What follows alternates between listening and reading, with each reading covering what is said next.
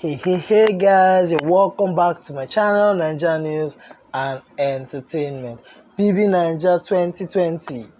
I am married to 64-year-old man, Ka3na says, as she also reveals she loves masturbating. Big Brother Naija housemate Ka3na has revealed that she's married to 64-year-old British. The 27-year-old said she got married when she was 22 and was married for 4 years. She said she met her husband in Port Harcourt, Rivers State, and went through IVF to have a child for him. My husband, being 64, was not that strong anymore. I really wanted to have a child for him, so I decided to go for IVF. The first one failed, but thank God for the second one. I now have a daughter. She is 1 year plus. I'm not separated and I'm not divorced. I am not divorced yet because I am not ready to remarry.